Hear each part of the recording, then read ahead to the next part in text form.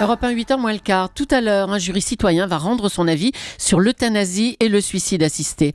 Dans quelques jours, ce sera le comité d'éthique lui-même qui prendra position. Thomas Soto, vous recevez Emmanuelle Bernheim. Elle est écrivain. Elle a aidé son père à mourir. C'est l'interview vérité d'Europe 1. Bonjour Emmanuelle Bernheim. Bonjour. En 2008, votre père, André Bernheim, est victime d'un AVC. Il a alors 88 ans. Il devient hémiplégique.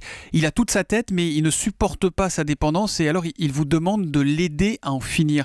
Comment vous réagissez quand pour la première fois, votre papa vous demande de l'aider à mourir ? La première fois, j'ai littéralement pris la fuite. Je suis partie en courant. Vraiment, c'était assez insupportable à entendre, cet homme qui était tellement vivant, tellement curieux de tout, qui sortait, qui draguait, qui voyageait, qui était vraiment un homme hyper actif. Tout à coup, me demandait de l'aider à mourir. Enfin, il n'a pas dit mourir, il m'a dit aide-moi à en finir, ne me laisse pas comme ça. Bon, moi, ma première réaction a été de m'enfuir. Et vous avez essayé de le convaincre de continuer à vivre, que ça valait la peine quand même ou pas ? Oui, j'ai essayé de le convaincre. Il était têtu comme une mule et extrêmement fort. Enfin, c'était un homme qui avait une belle énergie. Et puis, j'ai très vite compris, et je le connaissais très très bien, que c'était inutile d'essayer de le convaincre et qu'il avait vraiment décidé de mourir, qu'il aimait tellement la vie que cette sous-vie d'hémiplégique, de dépendance et tout, lui était insupportable. Alors ce qui est troublant, c'est que dans le cas de votre père, il n'était pas en fin de vie. Là, on est vraiment face à quelqu'un qui a décidé de se suicider, en fait. Oui, parce que ça aurait pu durer... C'est pas un cas d'euthanasie classique où la personne a des souffrances... Non. C'était moral, c'était psychologique, Absolument. Mais physiquement, il pourrait être encore là aujourd'hui. Ah oui, il pourrait être encore là, toujours cloué à son lit, toujours dépendant, à vivre ce cauchemar, parce qu'il était totalement lucide et il ne souffrait pas physiquement. Donc là, on était dans le cas d'un désir de suicide. Enfin, c'était plutôt on était dans le suicide. Donc il décide d'aller mourir en Suisse, parce que là-bas, le suicide assisté... Il décide rien. C'est-à-dire qu'une fois que j'ai accepté de l'aider à mourir, je me suis dit, bon, comment je fais ? Qu'est-ce que ça veut dire aider quelqu'un à mourir ? Je pensais que c'était assez simple, qu'il suffisait d'aller demander à un médecin un peu compréhensif d'aider mon père à en finir. Et pas du tout. En France, c'est impossible. Donc, je me suis mise en rapport avec une association suisse. Et après, on se retrouve heurté à des tas de problèmes concrets. Comment on envoie quelqu'un qui est si mal en point en Suisse ? Comment ça se passe ? La date ? Enfin, ça devient une espèce de course d'obstacles, vraiment. Vous comprenez que ce soit quand même troublant pour les auditeurs qui nous écoutent de dire, c'est une fille qui aide son père à mourir alors qu'il va, entre guillemets, bien. Enfin bien, il était hémiplégique évidemment, il a eu ce souci de santé, mais il n'est pas... Par rapport au débat sur la fin de vie, sur l'euthanasie aujourd'hui... Si je ne l'avais pas fait, il se serait laissé mourir de faim, ça aurait été atroce. Non, vraiment,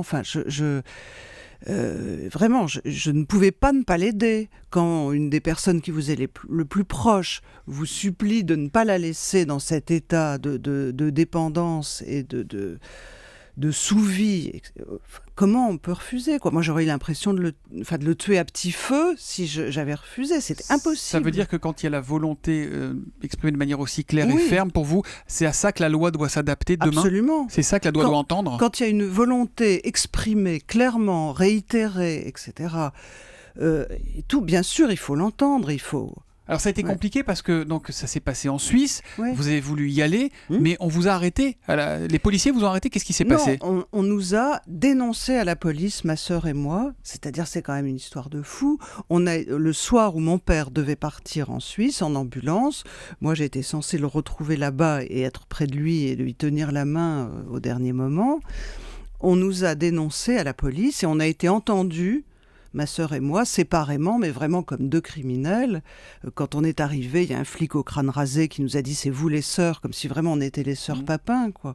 Et on a été donc vraiment interrogés séparément, on a examiné nos réponses, et on a eu la chance de tomber sur des flics formidables, qui ont compris ce qu'on était en train de faire, et nous, ce qu'on aurait pu nous reprocher, c'était non-assistance à personne en danger. C'est 5 ans de prison, 75 000 euros d'amende, si on va au bout de... Oui, absolument.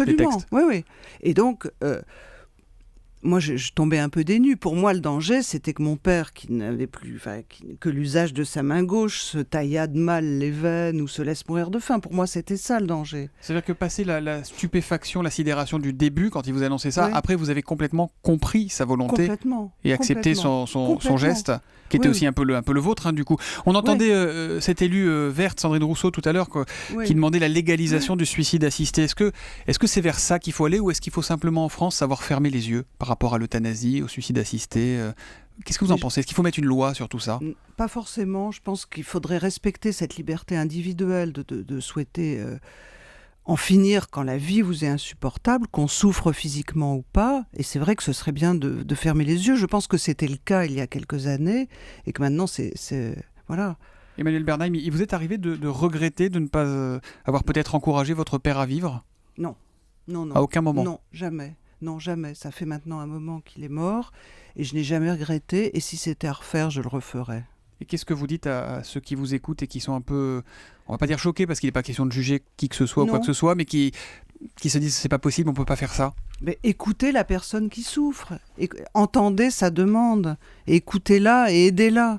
Ne laissez pas seuls ces gens qui souffrent et qui... Moi, mon père aimait énormément la vie, et c'est parce qu'il aimait la vie qu'il n'a pas supporté cette sous-vie. C'est parce qu'il aimait la vie qu'il a voulu mourir. C'est un peu paradoxal, mais mourir a été son dernier grand projet. Et d'une certaine façon, la perspective de pouvoir le faire lui a sauvé sa fin de vie. Voilà. Merci Emmanuelle Bernheim d'être venue témoigner. Je rappelle que vous avez consacré un livre à ce drame personnel que vous avez vécu. Ça s'appelle Tout s'est bien passé et c'est chez Gallimard. Et c'est pas complètement un drame. C'est pas complètement un drame. On a entendu dans votre témoignage ce matin. Merci et bonne journée à vous.